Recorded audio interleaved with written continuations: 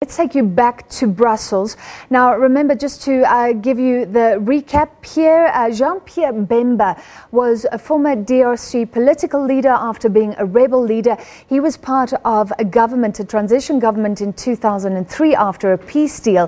He was then arrested in Brussels and convicted for very serious war crimes and sexual crimes in the DRC.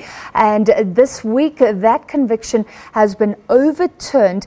We understand that there's been a temporary release. We were speaking to Jack Parrock from Brussels earlier. You said it's not clear if he's actually out yet. Jack, he was arrested 10 years ago.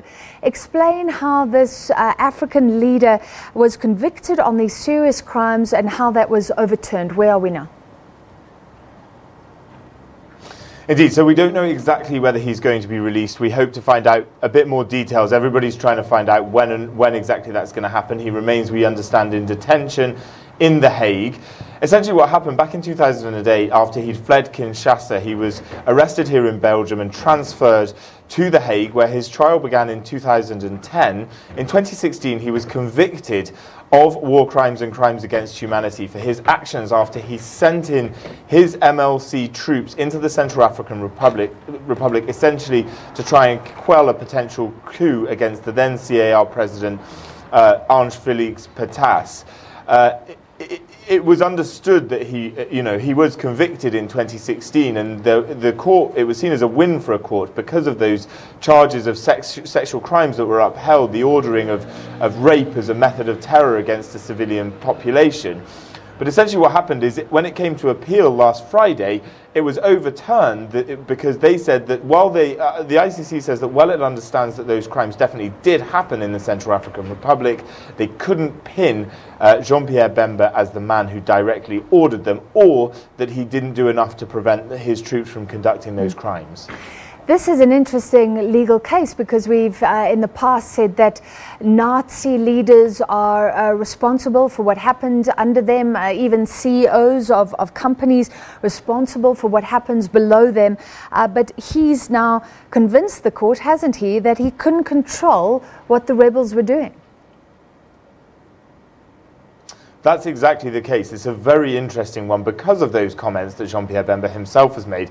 And obviously in the wider African context now, in the DRC, Joseph Kabila has just announced today that he will not be running for re-election in December. So this opens the door wide for Jean-Pierre Bemba to step in. He still has a big following if he would like to sort of reignite his political career. Now, we're a while away from that.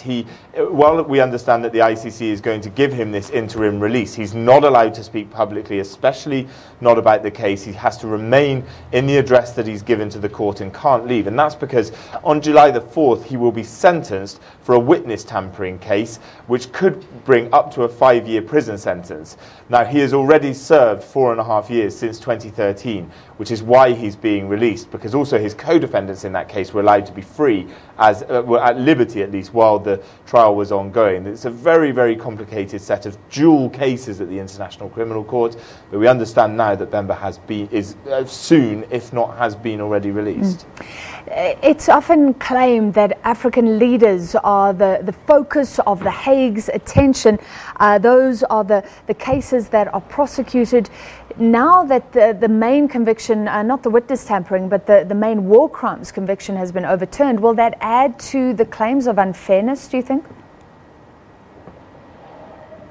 I don't think it will change really the amount of sort of claim that the ICC is unfair. Everyone who's ever stood in the dock at the International Criminal Court has been an African, and so that is why so many countries on the African continent have had a problem with it. But the problem is, from the ICC's point of view, is a lot of those cases have been referred by African countries themselves to the International Criminal Court. So it says, listen, this is something that we are obliged to deal with if an African country refers a certain country and then transfers a leader to them.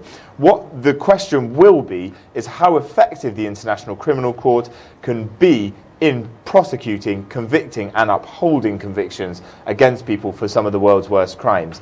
And it was really a big surprise and a big shock that Jean-Pierre Bemba received this acquittal on Friday, and it will now throw open a lot of questions. I've been speaking to a few experts that have said Because what essentially Jean-Pierre Bemba did was that he set up a sort of trial of saying that he was trying to bring those to justice who understood those crimes, and they had proof of it. And that's what the appeals chamber upheld, that he had done enough to try and show that he had tried to bring to justice his troops that have come to justice. And the observers have been saying to me that essentially what the ICC may have done is create a roadmap for how to conduct crimes of this nature and then get away with them if you're tried at the ICC. All right, fascinating. Thank you very much. Our correspondent in Brussels, Jack Parrock. So Jean-Pierre Bemba, a DRC former rebel leader, former politician, 10 years after his arrest in Brussels, is now going to be, if he has not yet been given that temporary release. All right, we take a look.